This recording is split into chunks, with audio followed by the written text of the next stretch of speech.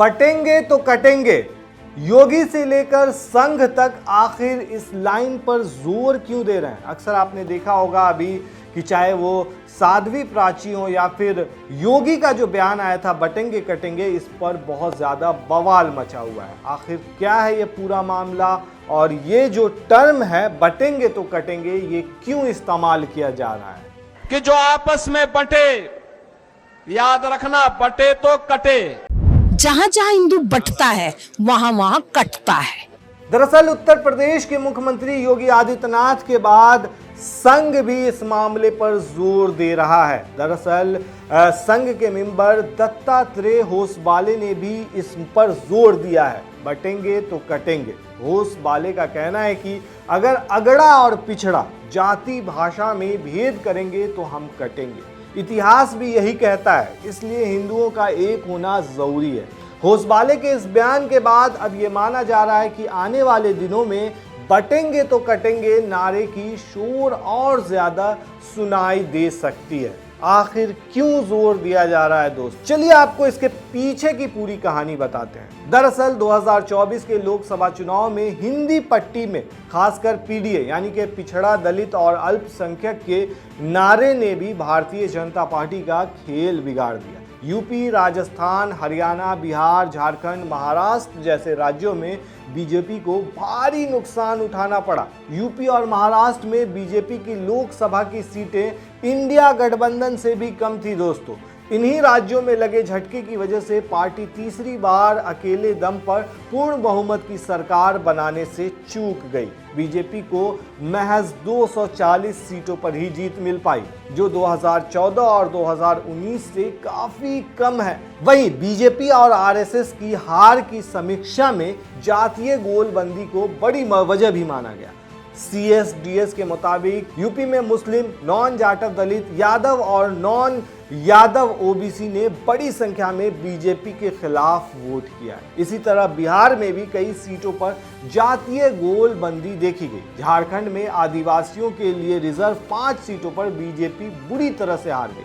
महाराष्ट्र में तो बीजेपी का परफॉर्मेंस सबसे खराब रहा, उसके सहयोगी भी ज्यादा सीटें जीतने में नाकाम ही रहे। जाति जनगणना और हिस्सेदारी की मांग हावी रही। लोकसभा के बाद भी हिंदी पट्टी के राज्यों में जातिगत जनगणना और हिस्सेदारी की मांग हावी है। अभी भी देखा जाए तो लंबे वक्त से यहाँ पार्टियां केंद्र से जाति जनगणना की मांग कर रही है। यूपी में तो अखिलेश यादव अपने पीडीए रणनीति को लेकर धार देने में जुटे हुए हैं। इसके लिए अखिलेश ने गांवों में पीडीए पंचायत आयोजन कराने का भी फैसला किया है। दूसरी तरफ दलित वोटरों को साधने के लिए कांग्रेस संविधान सम्मेलन का आयोजन कर रही है। हाल ही में रांची में राहुल गांधी ने संविधान सम्मेलन में भाग भी लिया था। अब असली खेल समझिए दोस्तों। हिंदी पट्टी में पीडीए के फार्मूले को कुंद करने के लिए भारतीय जनता पार्टी ने बटेंगे तो कटेंगे का फार्मूला दिया। सपा सुप्रीमो अखिलेश यादव के मुताबिक इस फार्मूले को एक विशेष प्रयोगशाला में तैयार किया गया है। फार्मूले को लागू करने का काम यूपी के सीएम को दिया गया है। दरअसल योगी आदित्यनाथ ने पहली बार बटेंगे तो कटेंगे का नारा दिया था। इसके बाद से ही यह नारा सुर्खियों में है। संघ के सरकारवाह दत्तात्रेय होसबाले ने भी इस पर अब टिप्पणी कर दी है। होसबाले का कहना है कि सबको साथ चलने का आह्वान करना कोई गलत बात नहीं है।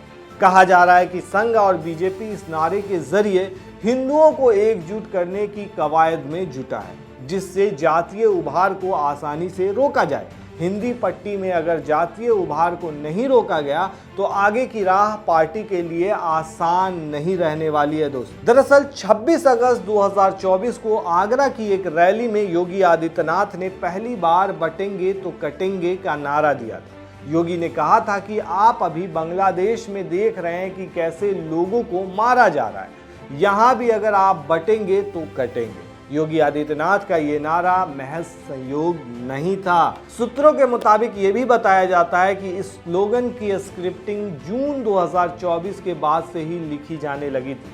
अगस्त के पहले हफ्ते में मध्य प्रदेश की राजधानी भोपाल में आरएसएस के 23 विचारकों के साथ एक हाई लेवल मीटिंग हुई।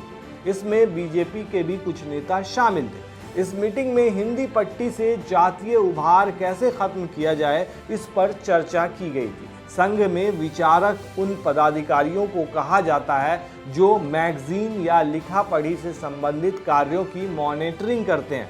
इसी बैठक के 20 दिन के बाद योगी आदित्यनाथ ने पहली बार बटेंगे तो कटेंगे के नारे का प्रयोग किया था। वहीं आप देखेंगे तो अब लगभग नेता बीजेपी के बड़े बड़े नेता इसका प्रयोग भी कर रहे हैं।